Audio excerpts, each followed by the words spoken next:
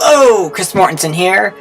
I'm glad people are enjoying the show. I'm getting some good feedback at work and online. Episode 2 was a much bigger hit with people.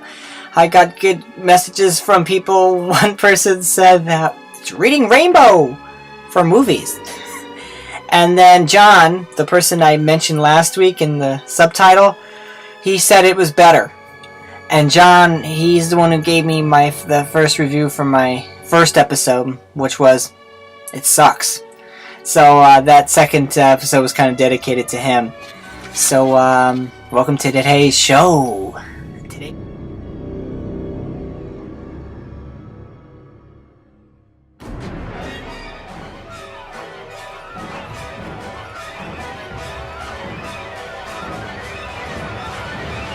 Horror movies today.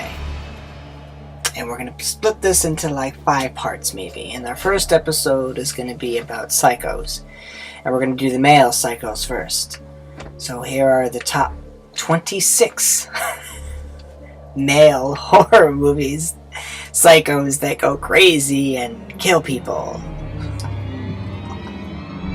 Halloween is ultimately the best horror movie I've ever seen in my life. And nothing really comes close to it during these times. But John Carpenter's version of Halloween is just truly amazing in every way. I recommend this big time if you haven't seen it. Big time.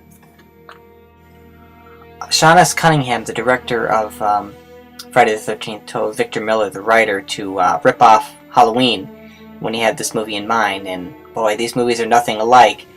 But this Friday the 13th is a good movie to watch and to commentate about. It's very good. Wes Craven's first film was Last House on the Left. Yes, the 1972 original version, that is. Don't see the remake. This film came out in the early 70s, and it was very frightening to see some stuff like this in film. It led to people leaving the theaters, puking, vomiting, and being very scared. Psycho is one of those all-American movies that you must see. It's considered one of the best horror movies ever made. And it's one of Alfred Hitchcock's ultimate classics, so I recommend this big time. Please stay away from the remake. It's the exact same thing, but the original one is so much better.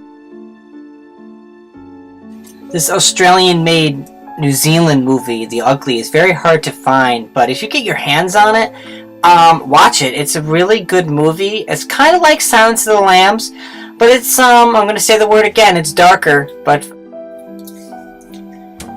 after the success of Halloween, the 1980s were really known for slasher films, and here's a good example of a good slasher film from 1982, Slumber Party Massacre. It's just a fun, old-fashioned slasher with a little bit of suspense. The Saw 1. Good film. Very gory, very dark. The first one just really sets the whole, kind of a darker genre of horror and gore. Good movie. It's right after Scream. The success of serial killer movies was just getting really popular in the pop culture, and Urban Legend was no different from Scream. But it had this certain, different quality, and it's kind of cool how they used, serial killer into this big story of urban legends. Pieces. You could find Pieces probably in a budget bin somewhere at a DVD store. Pieces is a very low budget movie, poorly done with sound and the quality, but the gore scenes are just awesomely filmed, and it's worth the $5 or something, but it's a good movie. Prom Night. Oh boy, Prom Night took me a while to get used to. I had to watch it the third time to really appreciate it. I really enjoyed it. I enjoyed Jamie Lee Curtis, and Leslie Nielsen plays a serious role as a high school principal. And it's a really good movie, and it's fun to be at a disco prom! Maniac was a fun suspense movie to watch. I remember the first time I saw it, I was on the edge of my seat. Really well filmed. Tom Savini's makeup effects are amazing. I recommend this one for really people who really like suspense and gore. Madman.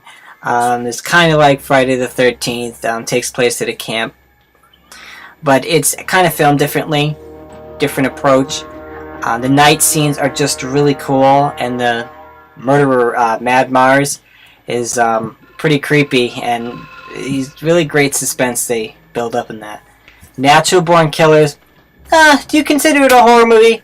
I kind of do. It's really filmed excellent. Oliver Stone puts this whole together sitcom, and it's great.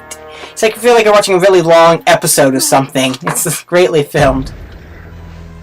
The Hills Have Eyes. You've got to see the original one. Please do not see the remake. Wes Craven's second major film before he did Nightmare on Elm Street, and it just has the best acting I've ever seen in a horror movie. Dee Wallace Stone, who's famous for her E.T. role, she was in the movie, and she's very good in it. The Texas Chainsaw Massacre. It took me like the second time to really enjoy it. It's really filmed very gritty, like a documentary, so you gotta get kind of used to that quality. But Tobe Hooper's version, and it's really well done. And to this day, it's one of the scariest movies of all time. Dressed to Kill. This is, people would say this movie was a ripoff of Psycho. I don't see how it could be. It was neatly put together by Brian De Palma, the director of Carrie. So this one's a good one. Good suspense in this movie. A New Nightmare.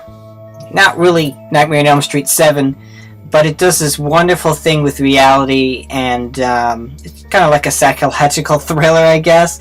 Robert Englund returns as Freddy Krueger, a real nightmare version, and Heather Langenkamp from the original Nightmare on Elm Street is in it, and it's a really well shot movie. Torsos. Torso is my favorite Italian filmed horror movie. When you see it, do not feel like you're watching a porn, because there's a lot of nudity, but it is really artistically a beautifully made movie. Blood Cult.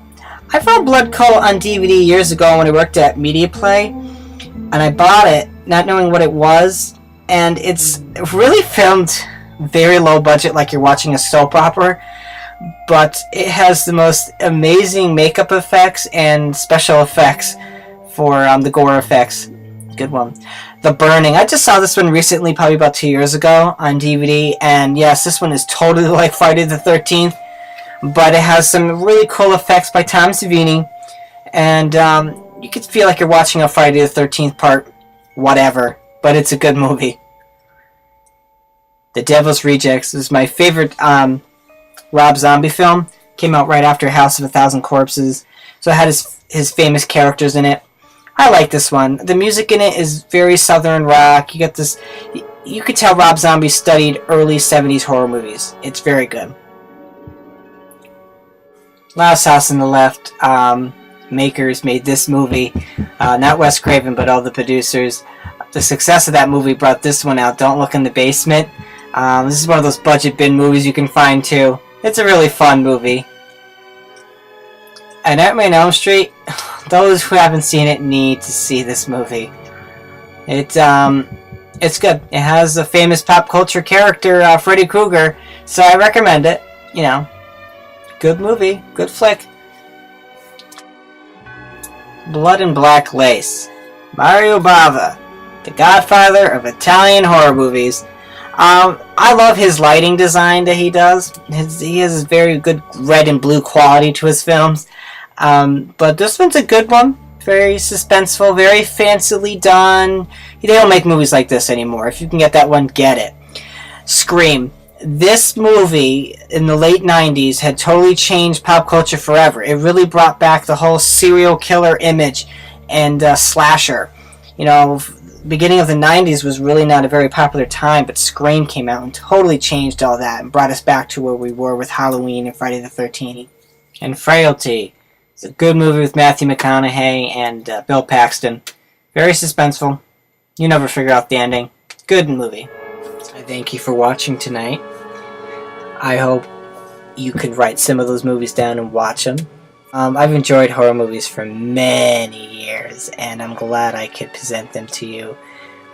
Yes, they did scare me as a child, and I think that's what got me into them more.